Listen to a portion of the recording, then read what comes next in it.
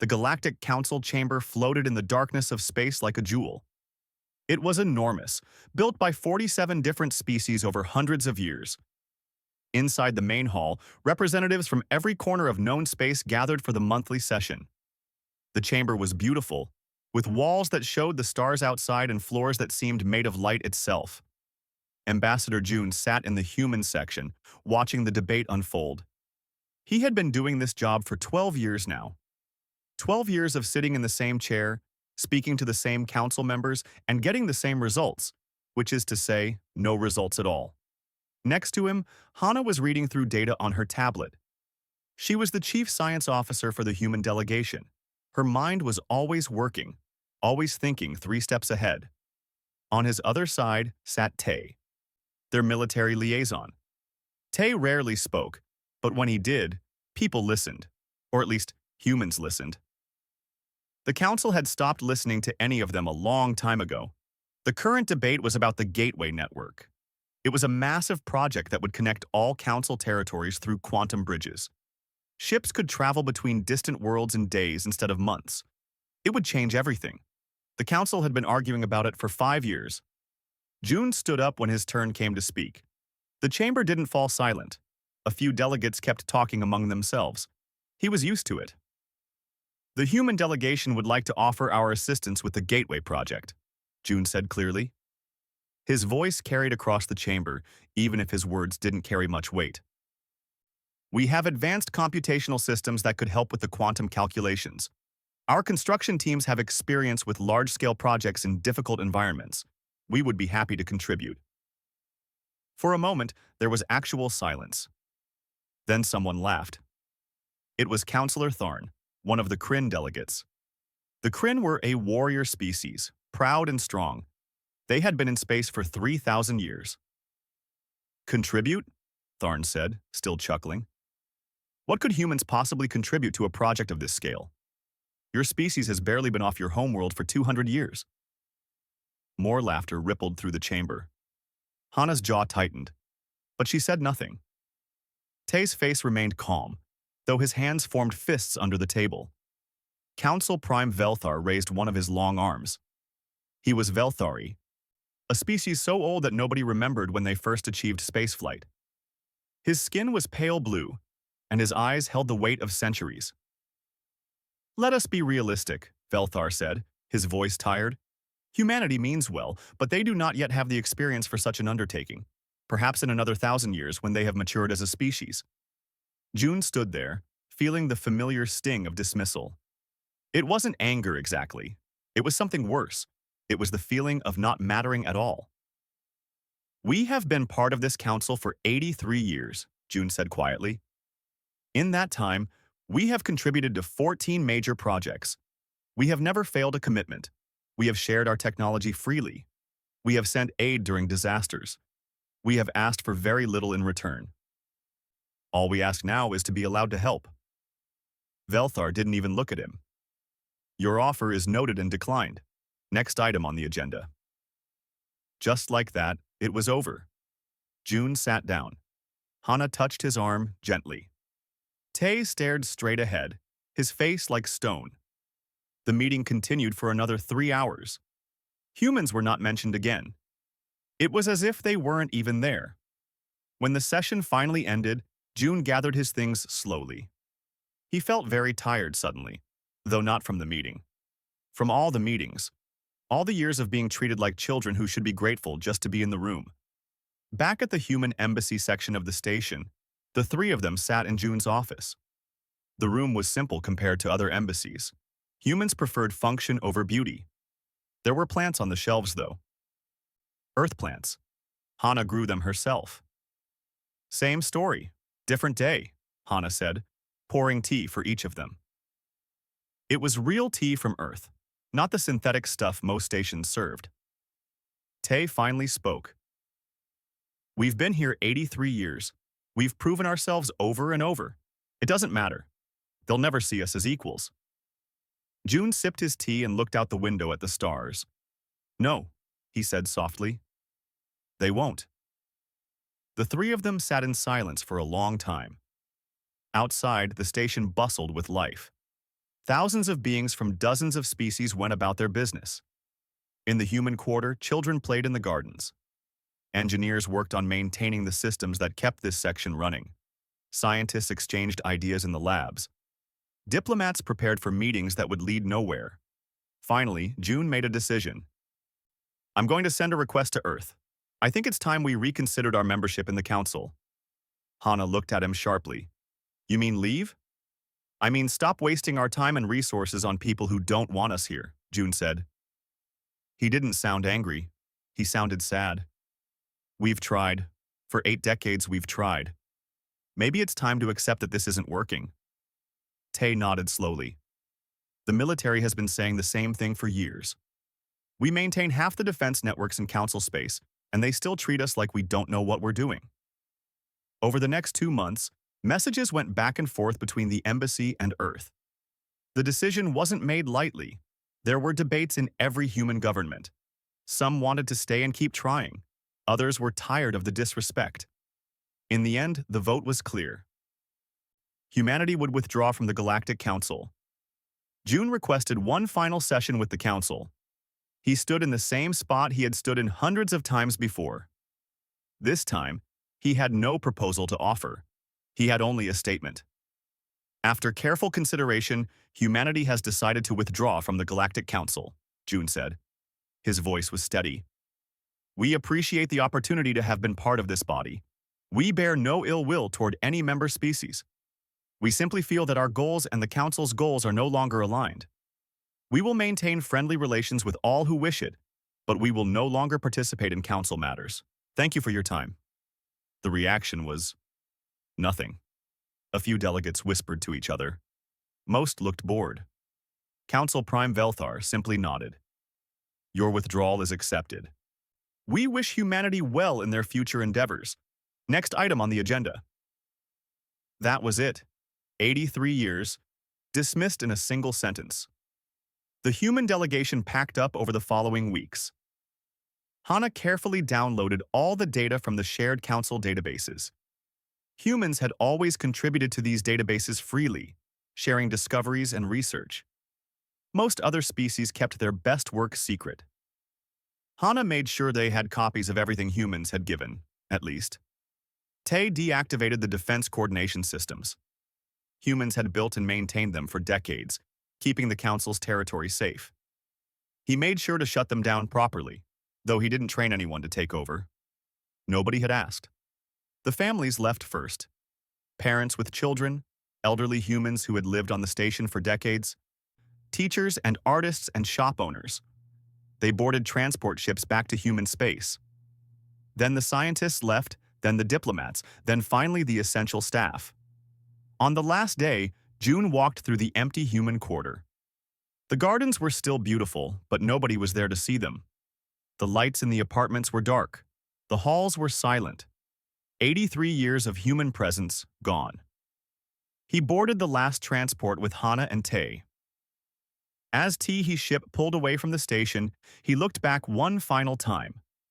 The council chamber gleamed in the distance, already busy with the day's debates. They hadn't even held a farewell ceremony. Do you think they'll miss us? Hana asked quietly. June shook his head. No, but maybe that's okay. Maybe we need to stop waiting for their approval and just focus on being the best version of ourselves. The transport jumped to FTL, and the council station disappeared behind them.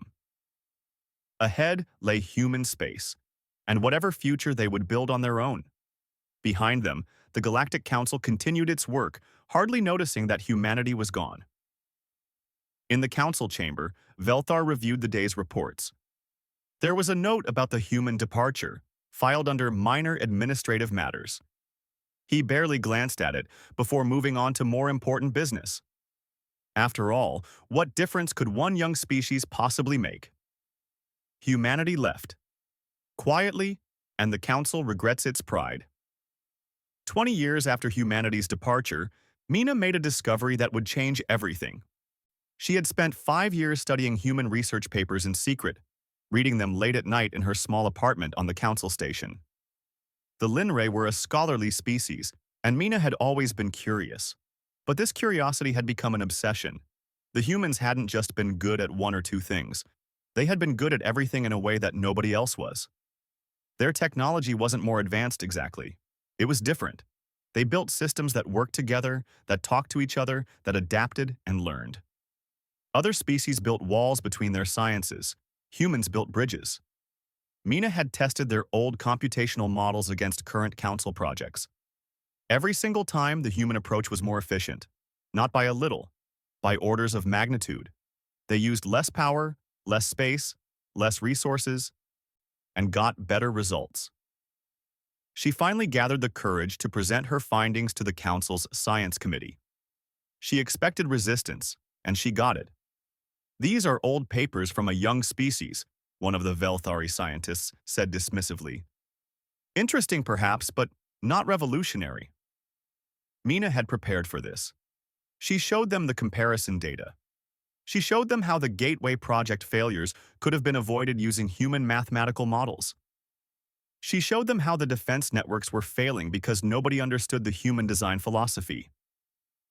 "We don't need to understand it," another scientist argued. "We can build our own systems." "Can we?" Mina asked quietly. "Because we've been trying for 20 years and nothing works as well as what they left behind." The committee chair ended the meeting early. Mina's findings were noted and filed away.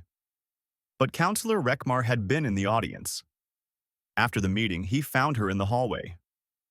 "I believe you," he said simply. "I've been watching the humans for years.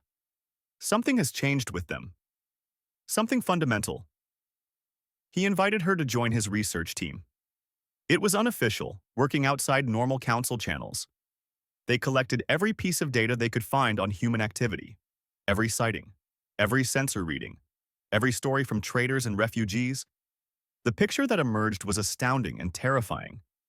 Human ships were operating in regions that council vessels couldn't survive. Near black holes. Inside nebulae that disrupted all known technology. Close to dimensional rifts that drove most species insane just from proximity. The humans weren't just surviving these environments. They were studying them. "What are they looking for?" Yuna asked during one of their meetings. She had joined the team, using her trading contacts to gather information. "Understanding," Mina said, looking at the data. "They're trying to understand everything, and I think they're succeeding." Then came the incident that nobody could ignore. A council exploration ship, the Brightwing, went missing near the galactic core. 1,500 people, lost without a trace. Search parties found nothing. The area was too dangerous, too unstable. After 3 months, the council declared them dead and stopped searching. 2 months later, the Brightwing limped into a council station. The crew was alive, all 1,500 of them. They had an impossible story to tell. Their ship had been caught in a gravitational anomaly. Everything failed. Engines, life support, communications. They were drifting into a black hole with no hope of rescue. The crew had accepted their deaths. Then a human ship appeared. Not just one ship, but 3. They moved through the gravitational chaos like it was calm water. They attached something to the bright wing, and suddenly the ship could move again. The humans guided them out of the danger zone, repaired their critical systems, and gave them supplies for the journey home. The captain of the Brightwing, a veteran Kryn officer named Dax, addressed the council personally. "I've been in space for 400 years, he said, his voice shaking. "I've never seen technology like that. They moved through forces that should have torn them apart. Their ships didn't even seem to notice the gravitational stress. And when I tried to thank them to offer payment, the human captain just smiled and said, 'Safe travels.' Then they were gone." The council chamber erupted in debate. This wasn't a rumor anymore. This was a council officer with a crew of 1,500 witnesses. The humans had technology that made council science look primitive. Council Prime Velthar was old now. Very old, even for a Velthari. He looked tired as he called for order. "Perhaps," he said slowly, "it is time we reconsidered our position regarding humanity." "You mean admit we were wrong?" Councillor Rekmar said. There was no anger in his voice, just statement of fact. Velthar didn't answer directly.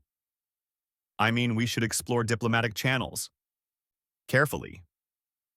But before any diplomatic mission could be organized, everything changed.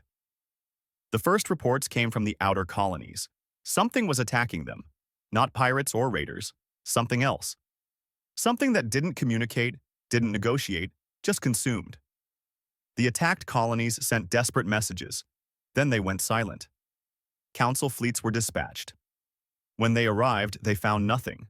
The colonies were gone. Not destroyed, gone.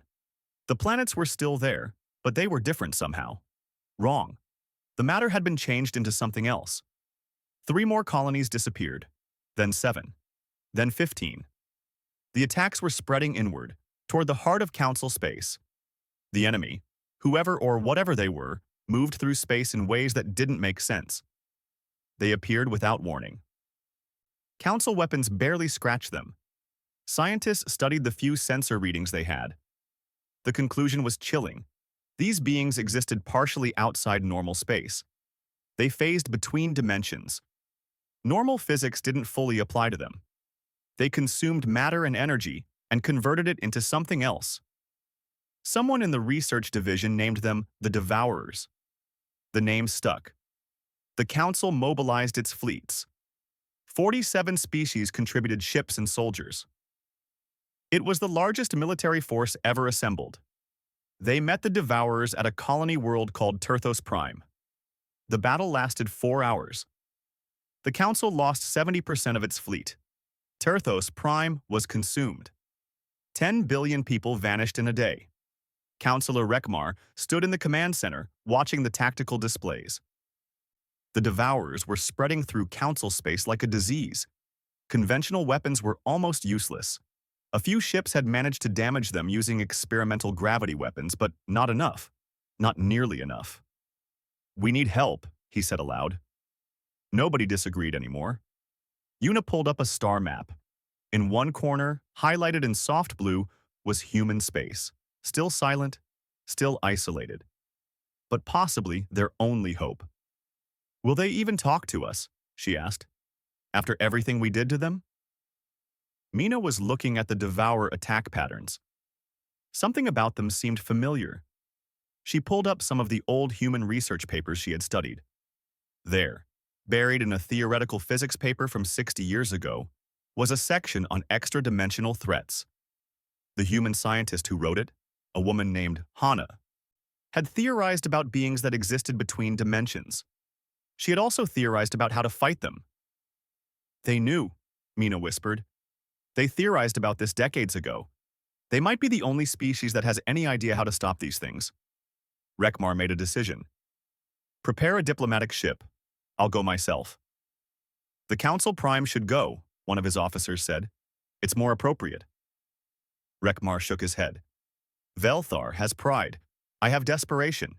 Right now, desperation is more useful." He looked at Una. "Will you come with me? You knew them best." Una nodded. "I'll come.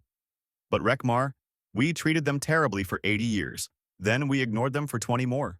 Why would they help us?" It was a good question. Rekmar didn't have a good answer. All he had was hope, and that was running thin. The diplomatic ship left the Council station 3 days later. Behind them, the Devourers consumed 4 more worlds. Ahead of them lay human space, silent and mysterious. As they approached the Sol barrier, Una sent a simple message on all frequencies. "This is Councillor Rekmar and Trade Delegate Una requesting permission to enter human space. We come seeking help. The Council is under attack by an enemy we cannot defeat. Billions have died. Billions more will die without assistance. We know we have no right to ask. We know we do not deserve your aid. But we are asking anyway, please." For a long moment, there was nothing but static. Then the barrier parted like a curtain, and a voice came through the comm system. "Permission granted. Welcome to Sol. Please follow the guidance beacon to Mars Station." Una felt tears on her face. She wasn't sure if they were tears of relief or shame. Probably both. The diplomatic ship followed the beacon into human space, and what they saw there would haunt them forever. Humanity left. Quietly, and the Council regrets its pride. Una had seen many wonders in her 300 years of life. She had watched stars being born. She had stood on crystal planets and walked through cities that floated in clouds. But nothing had prepared her for this. Earth was surrounded by structures that made the Council Station look like a child's toy. Massive rings orbited at different heights, connected by towers of light. Ships moved between them in patterns that seemed more like a dance than traffic. And the ships themselves were works of art, sleek and strange, built on principles she didn't recognize. Mars wasn't the red desert world from old council records anymore. It was green. Blue oceans covered a third of the surface. Clouds drifted across skies that shouldn't exist. Humanity had terraformed an entire planet in 20 years. How? Rekmar whispered, staring at the displays. The asteroid belt was no longer a belt. It was a city. Thousands of habitats connected by gleaming tubes, gardens spinning in the darkness, factories that hummed with quiet efficiency. Every rock had been transformed into something useful. Around Jupiter's moons they saw shipyards, dozens of them. And the ships being built there were enormous, elegant, and utterly alien in design. Not alien like other council species. Alien like something from a different universe entirely. Their ship docked at Mars Station. The station itself was beautiful. All curves and flowing designs. It looked organic somehow, like it had grown rather than been built. The airlock opened, and they stepped into a garden. Literally, a garden. The docking bay had trees and flowers. Real ones growing in carefully maintained beds. Water flowed in small streams. The air smelled clean and fresh. It was nothing like the sterile metal corridors of council stations. A woman waited for them. She was young, maybe 30, with kind eyes and a professional smile. "Welcome to Mars Station. I'm Ambassador Sue. Please follow me." As they walked through the station, Yuna couldn't stop staring. Humans moved through the halls with purpose and energy. Children played in open spaces. Artists painted murals on walls. Scientists argued cheerfully in languages that translator couldn't quite capture. It felt alive in a way council stations never did. "Your people seem happy," Yuna said. Sue smiled. "We are. We've had 20 years to focus on being ourselves rather than trying to fit into someone else's expectations.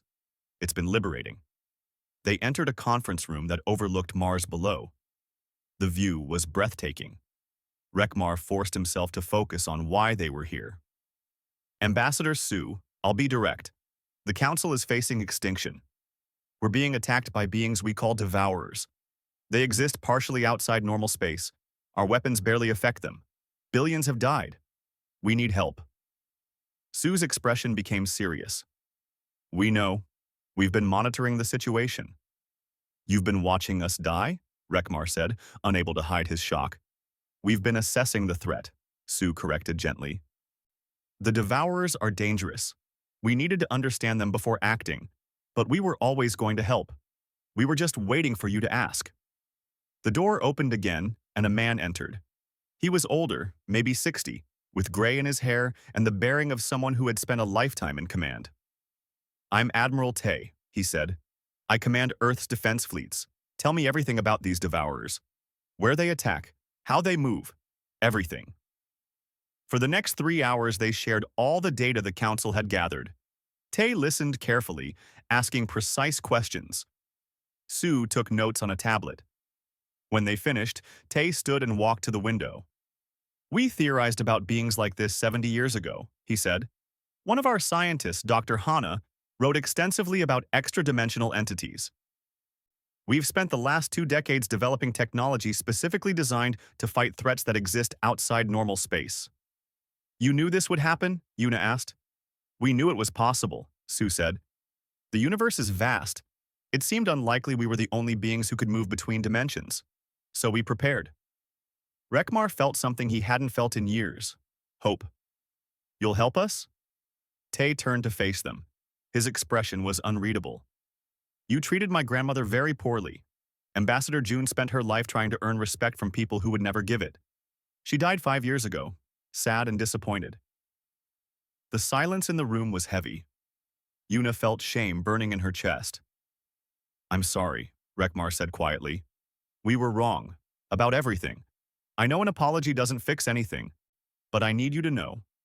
I understand what we did, and I regret it. Tay's expression softened. My grandmother taught me something important. She said that holding grudges costs innocent lives. The council hurt her feelings, yes. But refusing to help the council now would hurt billions of innocent people who had nothing to do with those decisions. So we don't hold grudges. We help because it's right. He pressed a button on the wall. A holographic display appeared, showing the fleet positions. We'll deploy 20 ships immediately. They'll arrive at your front line within 48 hours. 20 ships? Rekmar tried not to sound disappointed. The council had sent thousands. What could 20 ships do? Sue saw his expression. You'll understand when you see them. The meeting ended.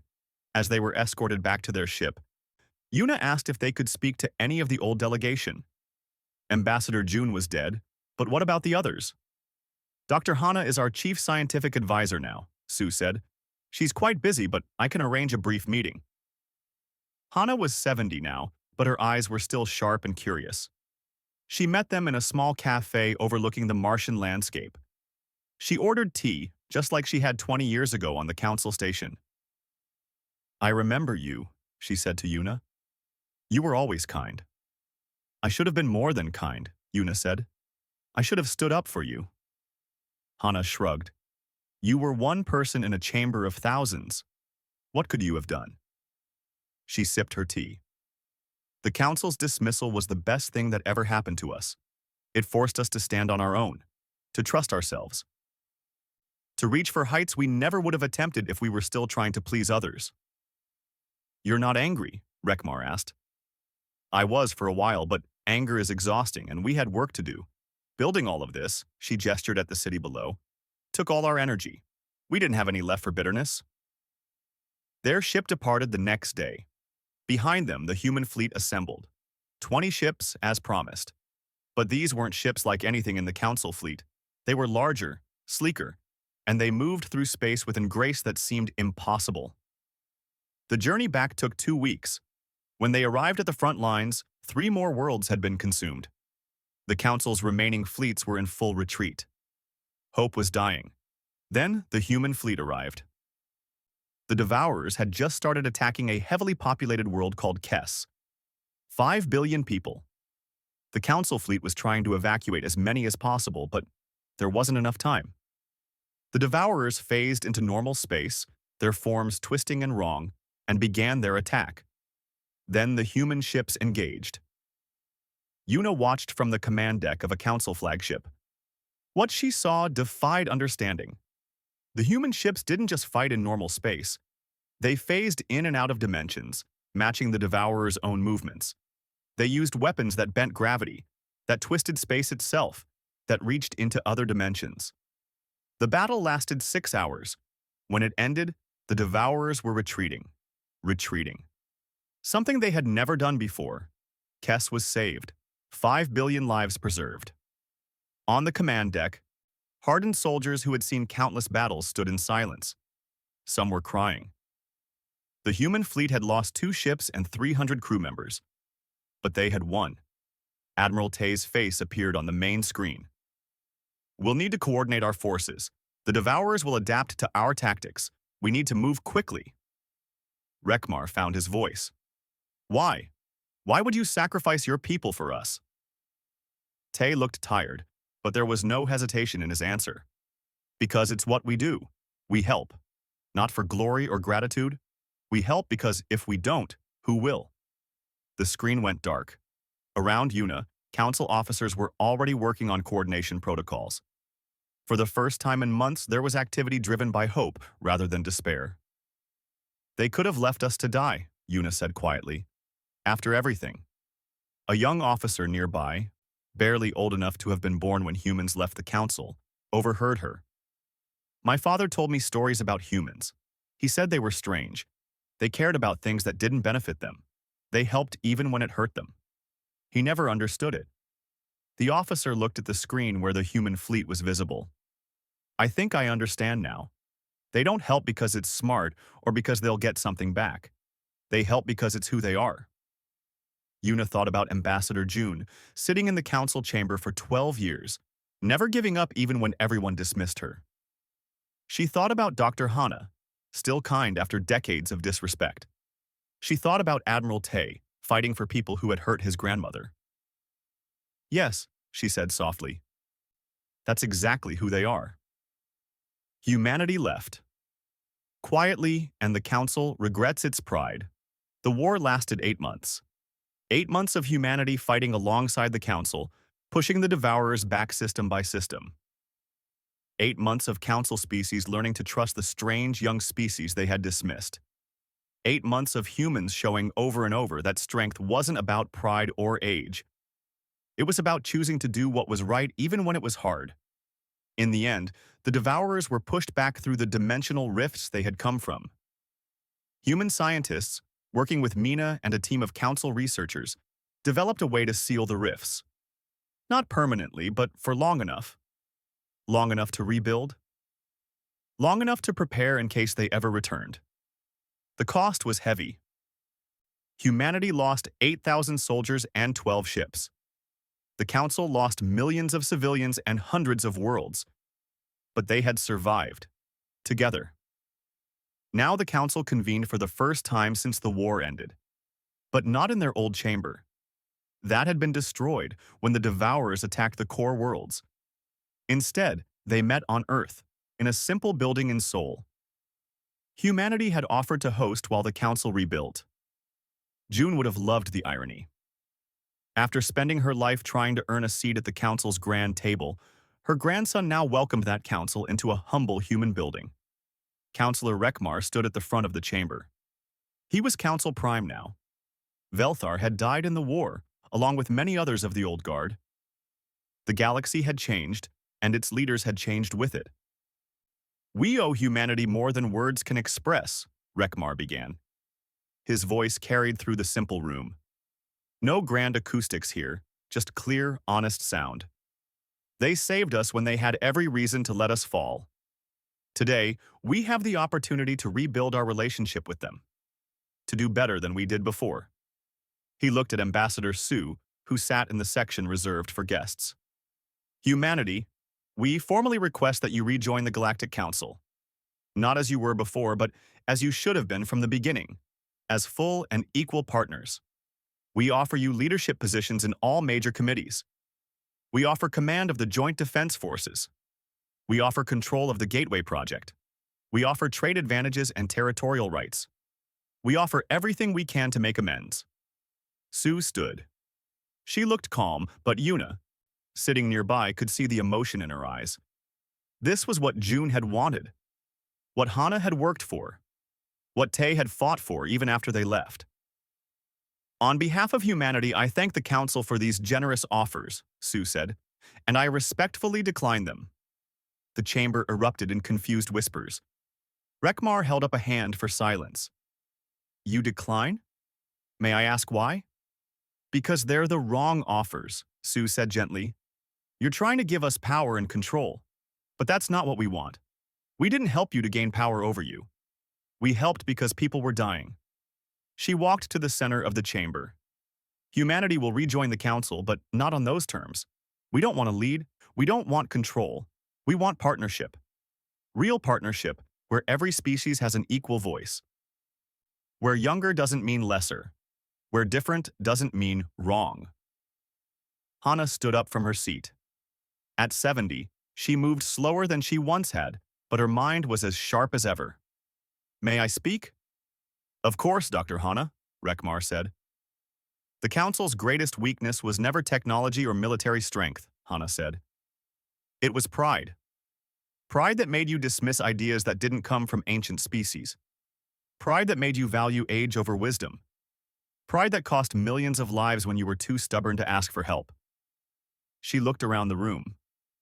When we left 20 years ago, we didn't do it out of anger. We did it because we realized we would never reach our potential while trying to please people who didn't respect us. And we were right. In 20 years alone, we advanced farther than we had in the previous 80 years on the Council. Mina stood. If I may, Dr. Hana is absolutely right. I've studied human methods extensively. Your strength isn't that you're smarter or more advanced. Your strength is that you think differently. You integrate. You connect ideas that other species keep separate. You were held back by our rigid systems. So you'll refuse to rejoin? Asked a Cephian delegate, sounding worried. No, Sue said. We'll rejoin. But the council needs to change. All of us need to change. We need to value ideas based on their merit, not the age of the species that proposes them. We need to respect different approaches. We need to actually work together, not just coexist in the same chamber. Rekmar nodded slowly. You're asking us to rebuild the council's entire culture. Yes, Sue said simply. We are. An old Velthari delegate stood. He had been silent until now. And if we refuse, if we say things should return to how they were? Sue met his eyes calmly. Then we'll wish you well and return to our own space. We won't be dismissed and disrespected again. We know our worth now. We won't forget it. The chamber fell silent. It was a moment of choice. Cling to the old ways, to pride and tradition, or embrace change and growth. Rekmar spoke first. As Council Prime, I formally apologize to humanity for decades of disrespect. Not a political apology, but a real one. We were wrong. We were blind. We allowed pride to make us stupid. I apologize personally, and I commit to building a council where such treatment never happens again. One by one, other delegates stood and added their voices. The Cephians, the Linray, the Kryn, even some of the older species, not all of them. The Velthari delegate walked out, refusing to accept humans as equals. A few others followed. Let them go, Rekmar said quietly. The council will be smaller but stronger. Over the next months, new agreements were drafted. Humanity rejoined the council as equal partners. Not with special privileges, but with genuine respect. They shared their technology, but only with species who shared in return. They helped rebuild, but on terms of mutual cooperation. The Gateway Project was restarted, this time as a true collaboration. Human computational models combined with council engineering. Cephian mathematics merged with Linray biological systems. Kryn construction expertise worked alongside human integration principles. It took 3 years, but when the first gateway activated, it worked perfectly. The opening ceremony was held at the new council station. This one looked different from the old one. Simpler in some ways, but with gardens and open spaces inspired by human design. The human quarter wasn't separate anymore. Humans lived among all the other species, integrated into the community. Yuna stood in one of the gardens, watching children from a dozen species play together. Her own daughter, born during the war, was playing with a human boy and a Linray girl. They were building something with blocks, arguing cheerfully about the best design. They'll do better than we did, a voice said beside her. It was Ambassador Sue, older now, with gray starting in her hair. I hope so, Yuna said. We made so many mistakes. But you learned from them, Sue said. That's what matters. In another part of the station, Hana taught a mixed class of students from multiple species. She was teaching integration theory, showing how different fields of science could work together. Her students were eager, asking questions that cut across traditional boundaries. It was beautiful to watch. Admiral Tay had retired from military service. He now ran a training program where human and council officers learned from each other. Not just tactics, but philosophy. Not just how to fight, but why they fought. One evening, he found himself in the archive section of the station, looking at old records. He pulled up videos from his grandmother's time on the council. There was June, patiently presenting proposal after proposal, being dismissed again and again. Never angry, never giving up, just persistent in her belief that understanding was possible. I wish you could see this, grandmother, he said quietly to the recording. It took too long and it cost too much, but they finally understand. A young officer found him there. She was human, barely 20, training to be a diplomatic liaison. Admiral? Sorry to interrupt. I wanted to ask, why do you think they finally changed? Tay thought about that. Because they had to. Because pride almost destroyed them. Because they learned that strength isn't about standing alone.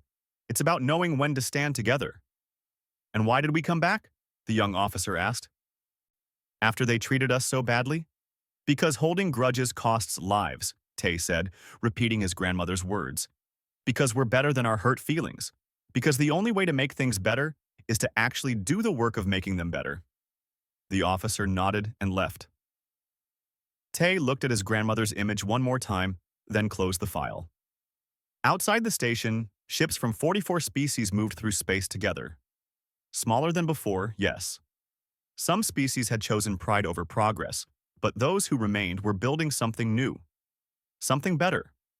A human cargo ship passed by, carrying supplies to a Linray colony. A Kryn science vessel, staffed jointly with humans, headed toward unexplored space. A Cephian passenger liner, designed using human safety principles, carried families to a new life on the frontier. The galaxy turned, as it always had, but now it turned with a little more wisdom, a little more humility, and a lot more cooperation. In Seoul, in the simple building where the council met, a plaque hung near the entrance. It was placed there by unanimous agreement, words that would remind every delegate of what they learned. We left quietly, so they would feel our absence. We returned quietly, so they would value our presence. Pride makes you blind. Humility helps you see. May we never forget.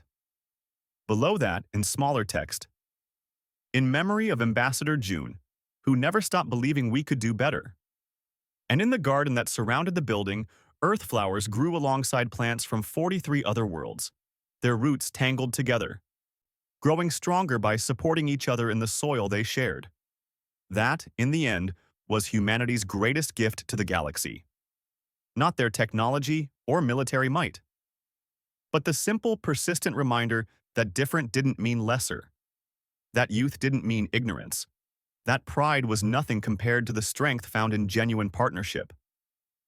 They had left quietly, and in their absence, the galaxy learned what it had lost.